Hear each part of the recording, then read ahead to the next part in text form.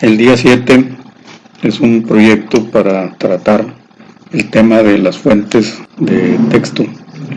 Los trabajos anteriores que hemos hecho, el texto ya viene con un tipo de letra preseleccionado y no tenemos que preocuparnos por especificar el tamaño de la fuente y las características. Si no se especifica una fuente, Windows les va a poner una fuente que se adapte al tipo de trabajo que están realizando.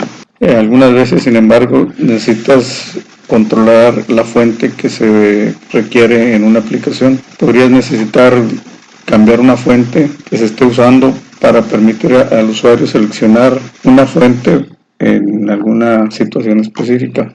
Por estas circunstancias, lo que se va a ver ahora en este proyecto, este programa, es lo siguiente: cómo construir la lista de las fuentes disponibles, cómo especificar la fuente a utilizar en un control, puede ser en una caja de texto, y cómo cambiar las fuentes en forma dinámica, o sea, en el tiempo de ejecución del programa. El programa debería quedar, como lo explica el autor, de esta forma. Aquí se pone un texto, puede ser cualquier texto. Yo seleccioné ese texto porque tiene algunas situaciones que son críticas en el tema de las fuentes. Y esta lista que está aquí es la que se extrae de las fuentes que están instaladas en Windows. Para cada máquina en particular, esta lista podría ser diferente. Si la máquina no tiene instalados ciertos programas, no van a encontrar algunas fuentes. Se instalan un programa, por decir el mismo Acrobat Reader, va a agregar a la lista de fuentes algunas fuentes particulares que son preferentes para este programa.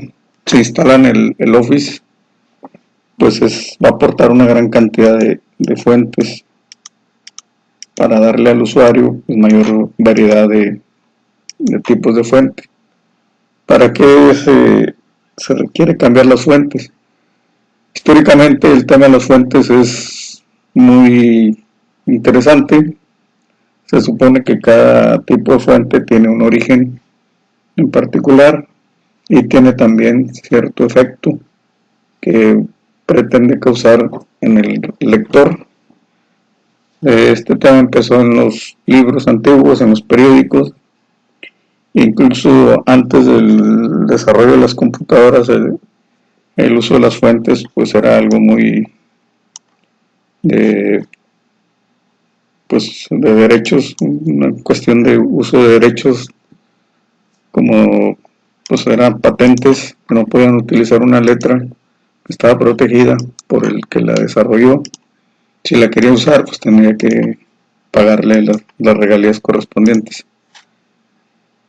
Y ahora, pues después del uso de las computadoras, las fuentes pues ya son un tema, pues no hay que pagar por el uso de la Times o de la Courier o del Roman, Arial. Todas esas ya vienen ahí incluidas.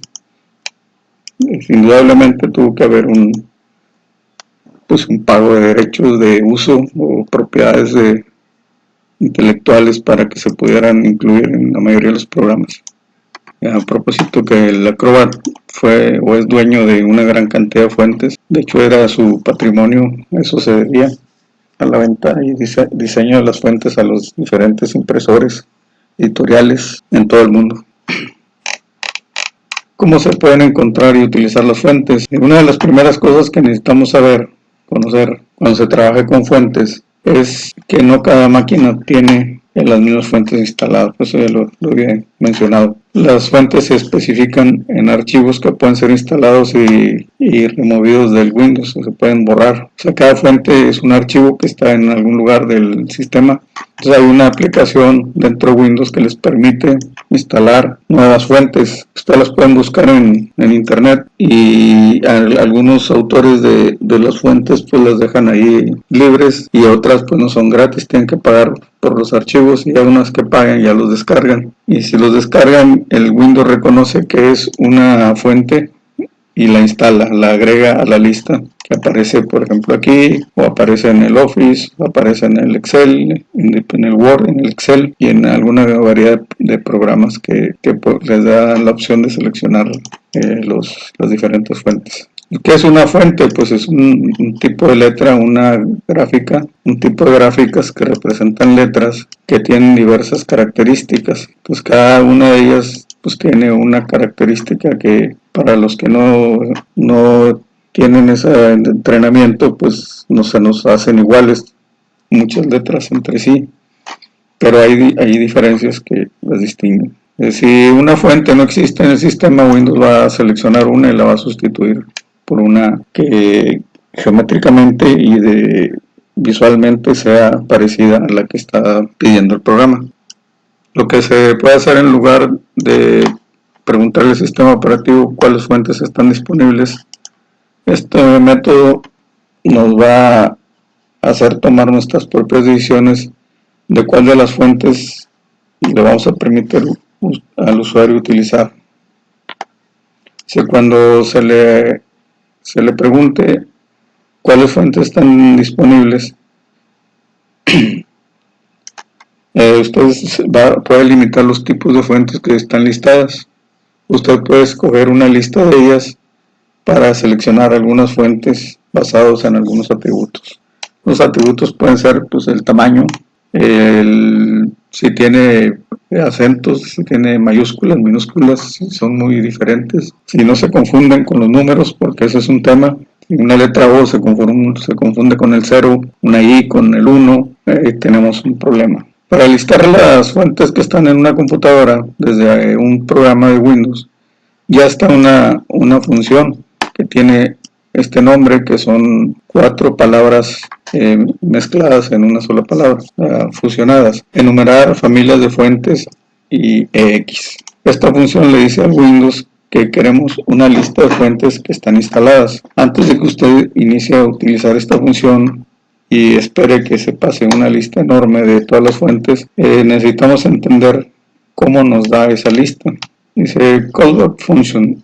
Esto quiere decir una función de regreso, de llamada de regreso. Cuando ya ejecutamos una función, en el ámbito de programación se dice llamar a una función. Y usualmente las funciones pues le damos sus parámetros, o sea, los valores que requiere esa función. Si es una suma de 2 valores, pues los parámetros van a ser esos valores. Y el resultado me puede regresar pues ya la suma de los dos. Sin embargo, las funciones de llamada de regreso o callback function son funciones que se dan como un parámetro. O sea, a partir de, por ejemplo, la suma 1 y 2 y luego otro tercer parámetro que diga mostrarlos en pantalla, entonces ya sé que el resultado no se va a regresar a mi programa, va y lo va a mandar a otra función, que esta función va a hacer uso de ese resultado y ya me olvido de eso. Entonces, esto es un ejemplo de una función que es la dirección de otra función, que esa dirección sería el parámetro, un argumento de la función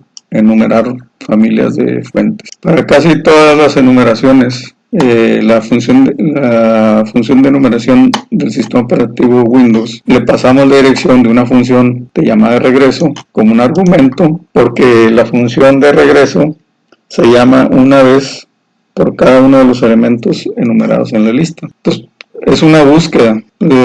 Generalmente el sistema operativo Windows tiene los archivos guardados en ciertas carpetas, pero cada vez que se agrega un programa, pues va a agregar fuentes en otras carpetas.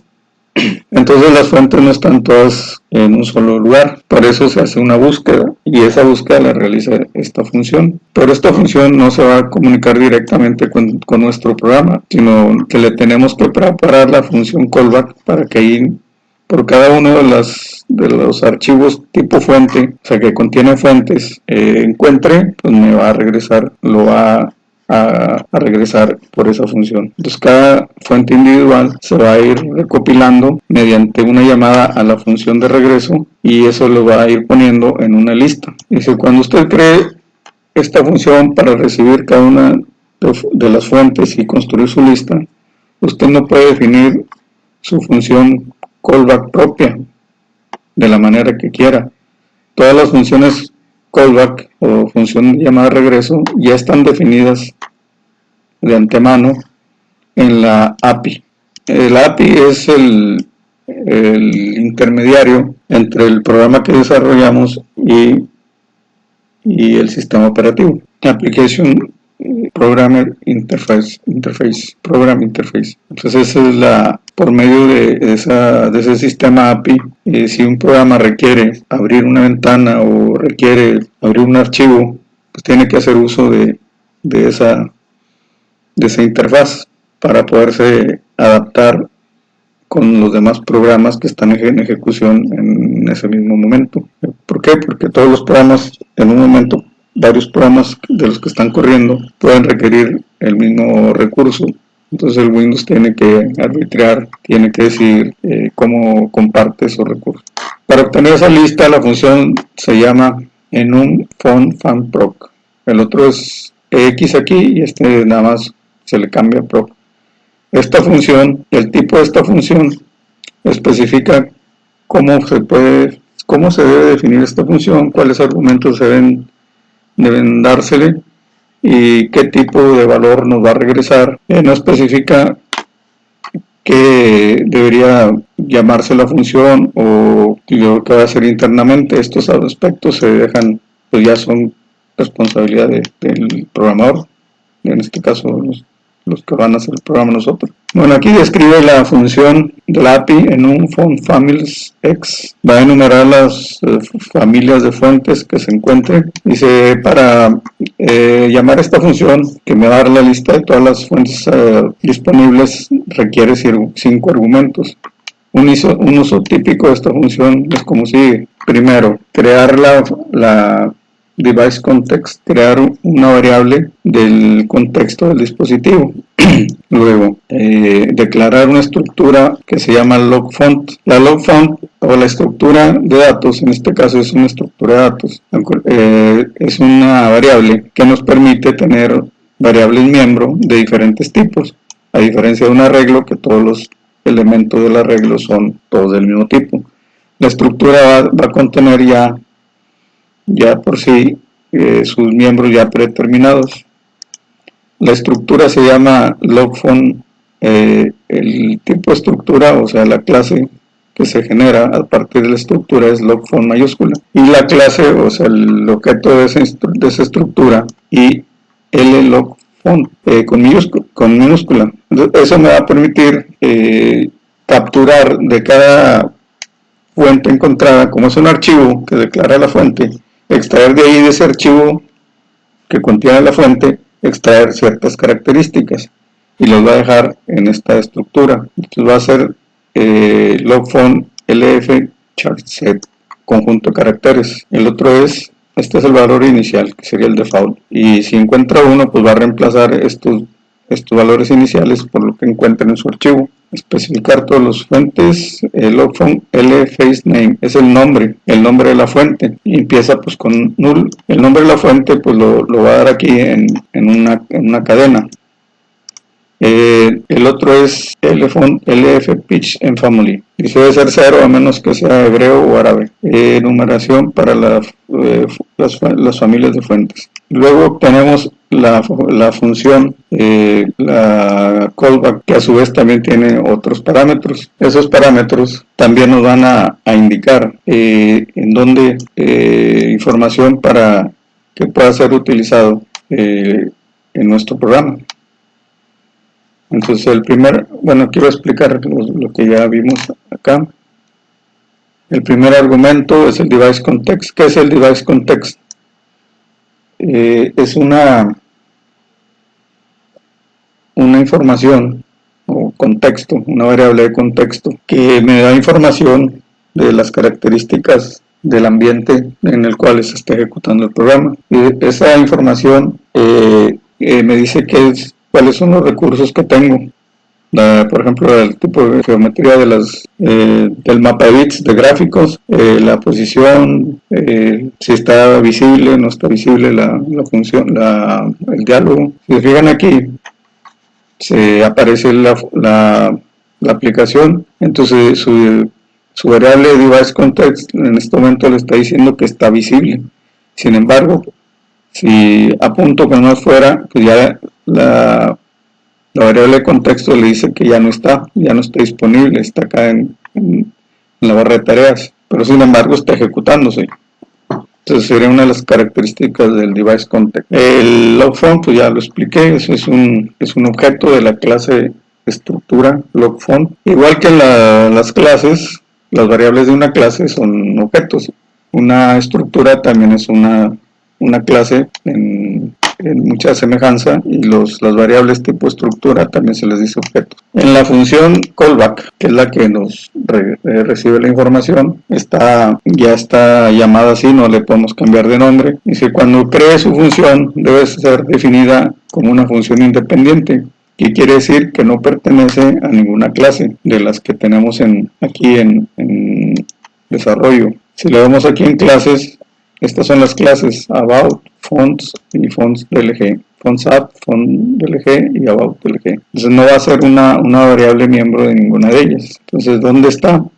Está en un encabezado. ¿Por qué? Porque no está dentro de ninguna clase. Y aquí está ya el código de la fuente de la función callback. Y la otra, si es la API, la función que se ejecuta para llamarle a la callback, esa sí está en el diálogo. Si la buscamos por aquí debe andar en el inicio al iniciarse el diálogo, aquí nos debe aparecer inmediatamente una llamada a esa función, y lo hace mediante esta otra field phone list, y esa función es la que se encarga de llamarle a la otra función, en un family X, o sea, la de la API, y la de la API le habla a la función callback, que es la que vimos acá. Pues es una triangulación entre esas variables, esas funciones. Si buscamos esta función, bueno, la tenemos que incluir en nuestro programa. Por aquí debe andar. De esta función llena la lista de fuentes, aquí está, y aquí está llamándole a la función en un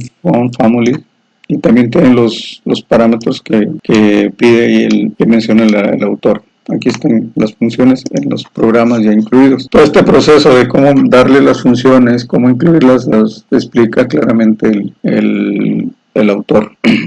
Cuando creamos la función callback, la función de retorno, debe estar definida como una función independiente, que no sea una función de clase. Una declaración típica sería como sigue. Este sería el nombre, estos serían variables, lp en un long font, lp new text metric, la métrica, the word, tipo doble, font time, el tipo de fuente. Así vemos ya en el programa cómo lo está, ya realmente cómo lo hizo, pues sí es diferente, es igual. Estos son los parámetros, como dice el libro. Esto es la pura declaración, y la definición, pues ahí ya se tendría que escribir todo lo que va a hacer. Y se va a crear un apuntador para la ventana de diálogo, diálogo PWND. Pointer al window. Clase de diálogo, crea un apuntador, lparam, agrega el nombre a la lista, a la caja, a la listbox. Esta es la listbox, que es una lista, y esta lista pues contiene una variable tipo lista que se agrega aquí. Y si hizo todo esto, pues regresa un 1 y sigue. Entonces cada vez que se encuentre una, pues va a hacer esto. Agrega una con el nombre, lt_facename, y es lo que aparece precisamente aquí, es el puro nombre. Lo que se le lleva el archivo de la fuente no solamente es esto, son muchas más características, como lo vimos en la estructura, del font. Dice, el primer argumento es un apuntador a la estructura en un log_font. Contiene información que ya la vimos. Dice, usted puede tener numerosas fuentes listadas con el mismo nombre, pero diferentes estilos. Usted puede tener uno para normal, uno para bold, uno para itálica, uno para bold itálica. El segundo argumento es un apuntador para estructura Next Text Metric Structure. Esta estructura contiene información acerca de los atributos de la fuente, tales como la altura, el ancho y el espacio alrededor de la fuente. Estos son los detalles que les mencionaba al principio, que para quien no está entrenado, pues es algo que no vamos a tomar en cuenta. Pero si ya ponemos atención, y esto tuvo mucho que ver al principio cuando las fuentes se hacían para hacer el periódico, por ejemplo, hacer volantes. Ahora pues una impresora ya hace todo ese trabajo con tinta o con toner, con polvo negro tipo toner y no tiene esos problemas. Anteriormente se tenía que formar en metal toda una palabra y un texto, y todo ese texto un párrafo, y tu párrafo una hoja. Ya que estaba listo, si queríamos hacer un cambio, pues habría que desbaratar toda la hoja y insertar una nueva palabra o no sé, poner una coma. Entonces todos esos detalles tenían mucho que ver con la altura, el ancho y el espacio alrededor de la fuente. Estos valores son relativos, de naturaleza relativa, porque necesitan escalarse a medida que la fuente se hace más grande o se hace más pequeña.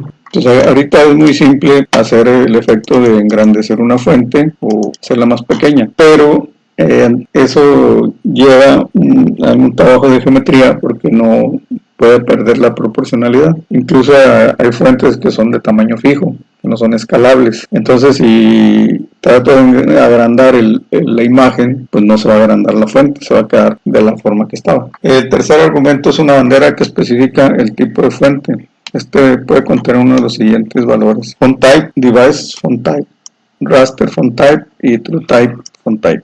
O sea, son características de la fuente. Finalmente, el cuarto argumento es el valor que se va a pasar desde la función de la API, que es la función que rastrea todas las fuentes y las extrae. En este ejemplo, fue un apuntador al diálogo en el cual la lista de fuentes se está formando. Si usted le hace un formato de este valor al diálogo, la función puede acceder a la caja de texto, caja de listas, para agregar los nombres. Sí, porque nuestro control list box, que es donde se están mostrando las fuentes, tiene una variable el cual nos dice de dónde está agarrando la información. Aquí la debe tener. Eso pues en algún punto del programa se debe hacer.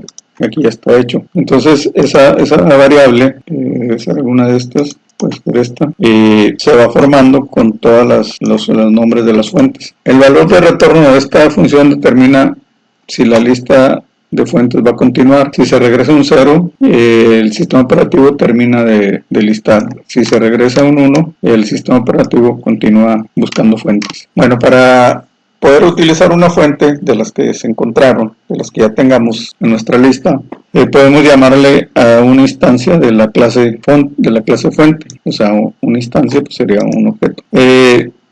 Llamándole al método de esa clase, que se llama crear fuente, usted puede especificar la fuente que se va a utilizar junto con el tamaño, el estilo y la orientación. Una vez que se ha creado una fuente, usted le puede llamar al control o al Windows. El control sería nuestra caja de lista, que ya utilice la fuente llamando al objeto el método del objeto que creamos de la clase fuente, setFont, y ese pues va a ser el que le establece. Dice, un ejemplo de este proceso sería de la clase fuente el objeto mffont, que sería el objeto de la clase fuente. La clase fuente pues tiene un método, o sea una función miembro que se llama crear la fuente, create font, y le da los parámetros de cómo la queremos. Esto le está diciendo el tamaño de la fuente, si es el conjunto de caracteres que tenemos en uso, la precisión, algunas otras características que vamos a ver más adelante, y el nombre de la fuente.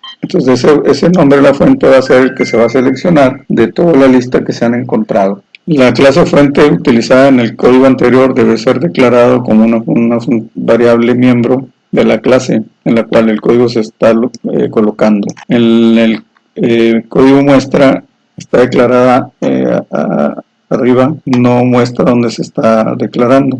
Esta variable no debe ser declarada o utilizada como una variable local, debe estar en alguno de los diálogos. Ya que tenemos creada la fuente, como ya se creó en esta variable con este apuntador, ahora le decimos que le aplique esa fuente a una variable control, y esa variable pues debe tener una función miembro que le diga que le va a cambiar la fuente. Y se parece algo simple, solamente son dos llamadas a dos funciones, pero la función que crea la fuente necesita una cantidad de argumentos que se le pasen. Si este argumento que realiza la función crear la fuente es una función flexible con una gran cantidad de funcionalidad, es sobrecargable. Una vez que usted crea la fuente, usarla ya es una simple cuestión de pasarle al método el setFont, el cual es un miembro de la clase ventana, clase Windows, y que ya está disponible para todos las clases de control, o sea, todos los controles que se exhiben en un diálogo. Esto quiere decir que puede usar esta técnica para todos los objetos visibles en una aplicación del C++, de Visual C++. Para entender cómo funciona la función que crea una fuente, vamos a ver un argumento individual que le tenemos que pasar. La función se define como tipo booleano, o sea, nos va a decir sí o no nada más, eso es lo que nos va a regresar, y va a requerir height, width, o sea, el ancho, el alto y el ancho, el escape, el escapamiento, eso sería el espacio, orientación, puede ser de izquierda a derecha, derecha a izquierda, arriba a abajo, abajo a arriba, y weight, el peso.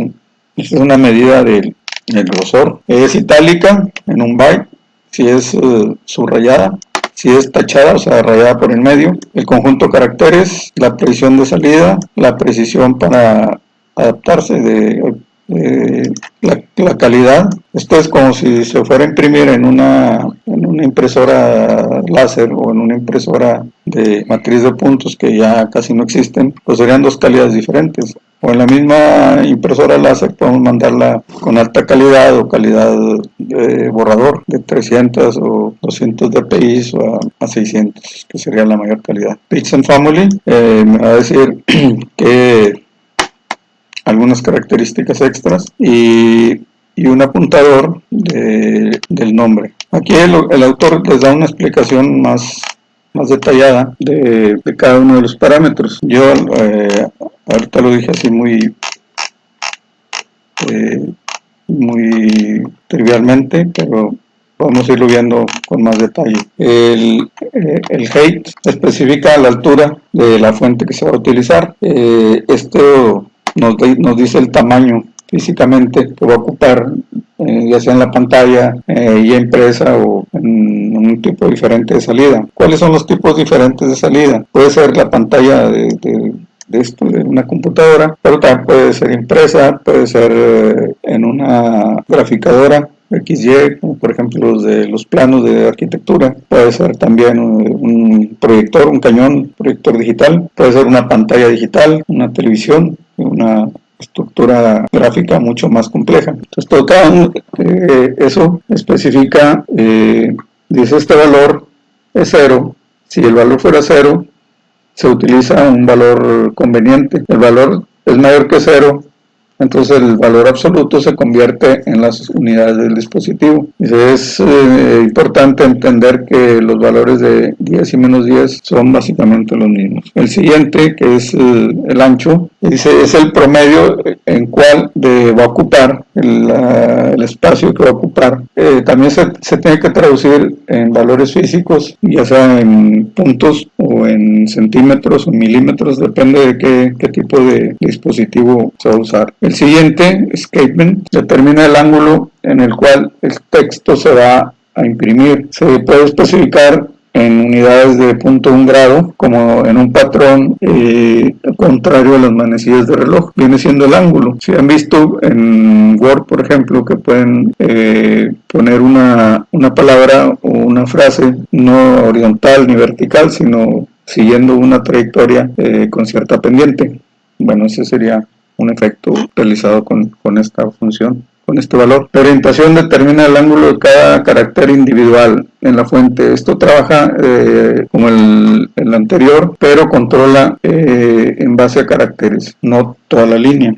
Entonces aquí es qué orientación va a tener los caracteres, no toda la línea donde está escrito. Este sí es para toda la trayectoria donde está escrita la línea, la palabra. Este argumento, weight, es el peso o grosor de la fuente. Este puede ser establecido entre 0 y 1000, donde 1000 es el más cargado. O sea, se pueden usar constantes para definir valores ya predeterminados. Entonces, si yo le doy entre 0 y 100, pues mejor me conviene darle en estas enumeraciones. Yo le puedo dar esta palabra y ya automáticamente me da esta equivalencia 200. Extra light, ultra light, pues es lo mismo. Light 300, normal 400, regular 400, que es lo mismo. O sea, si digo normal o regular, es igual. Medium son 500. Ya es semi-volt, demi-volt 600, extra volt 800 y heavy black sería 900. Estas son ya unas etiquetas ya predeterminadas que ya tienen su equivalencia numérica. Entonces ya ustedes pueden poner una lista de selección donde digan qué tipo de color de grosor quiere y a ponerle los que están predeterminados. O con un control tipo volumen de desplazamiento, irlo desplazando y que vaya adquiriendo de 100 en 100 como un desplazador numérico, y nos va a ir dando valores, y en ese mismo movimiento del por ejemplo, bueno, aquí es con el signo más, pero hay unos controles tipo desplazamiento que nos van dando valores numéricos. Con el mouse o con el teclado los podemos desplazar e irlo recorriendo. La característica de itálica nos dice si se puede inclinar. El término itálico pues es muy ya conocido por el efecto de la Torre de Italia que se está inclinando. De ahí sale el término itálico. Entonces se puede inclinar y dar un efecto de inclinación para hacer la letra un poco más, un poco diferente al resto del texto. Bueno.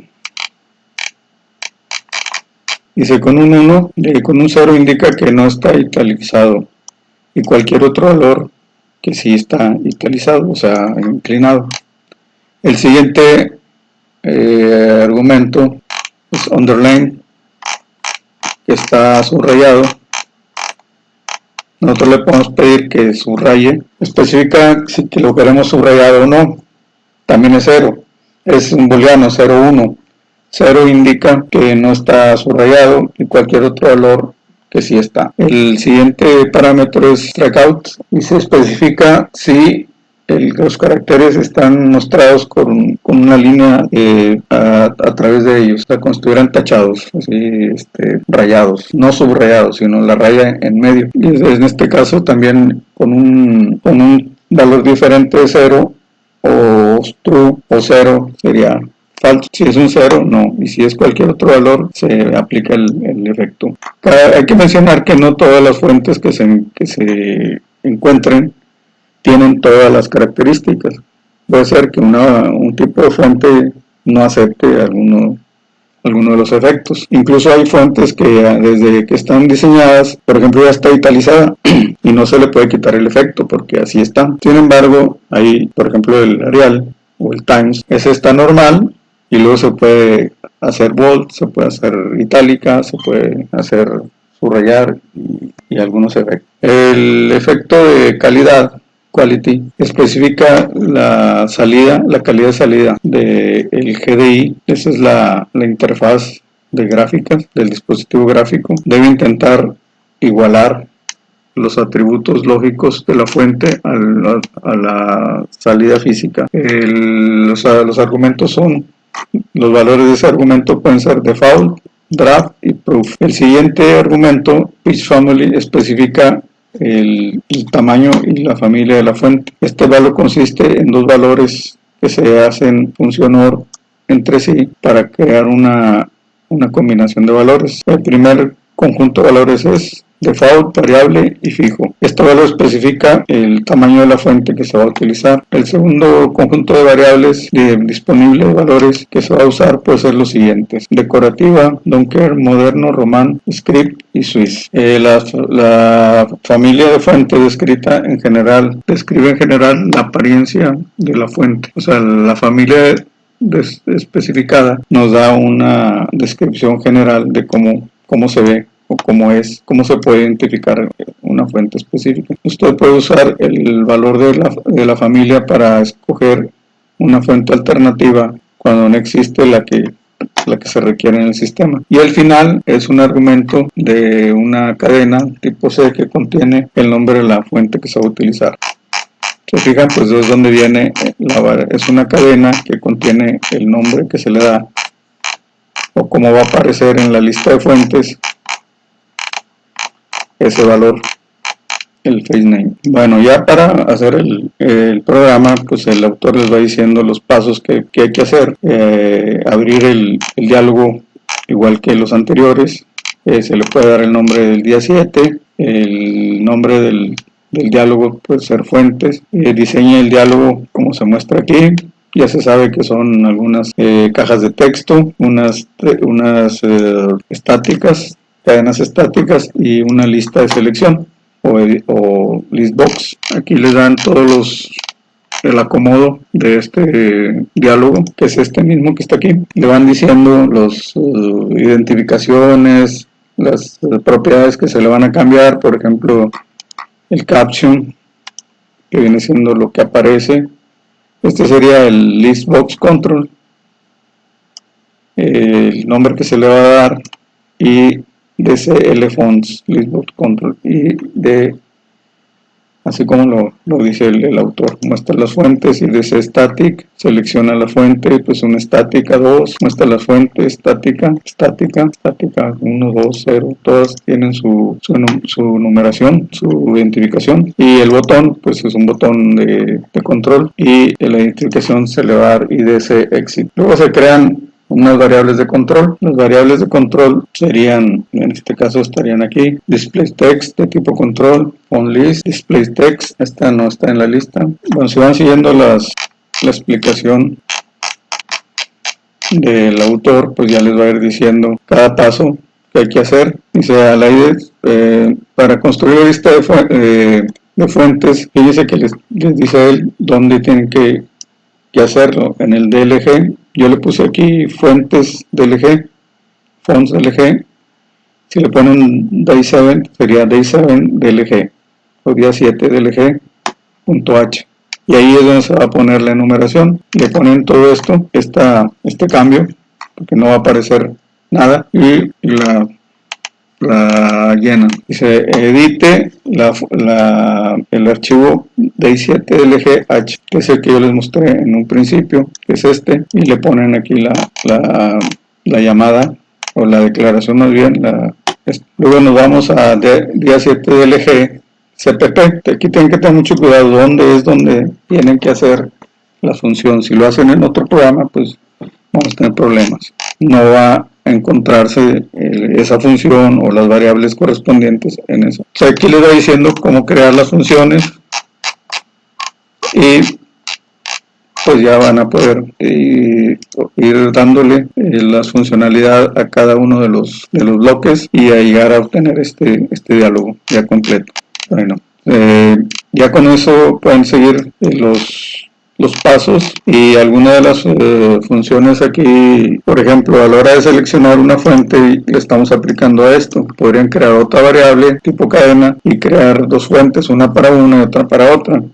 Poner aquí algunos, por ejemplo, para seleccionar la anchura, como les dije, que con un tipo de control deslizable puedan seleccionar varios weight, o sea, grosor. Se puede poner aquí un botón de radio, o un conjunto de botones de radio, si lleva subrayado, si lleva tachado por el medio, si es itálico o no es itálico. Poner aquí una serie de controles de radio para quitarle o ponerle los atributos a la fuente. El autor al final sugiere que esta cadena, poner aquí un botón o un selector de que si yo quiero usar un texto escrito por mí, o quiero utilizar el mismo nombre que acabo de leer, como lo tenemos en una variable, entonces esto puede pasar para acá sin ningún problema. Entonces si digo, no, agarra el nombre de la fuente y ponlo como aquí, para aplicarle la forma de la fuente. Bueno, esas serían las indicaciones. Cualquier duda, claro que ustedes tienen que terminarlo y hacerles algunas las modificaciones que les acabo de decir, y espero que lo terminen.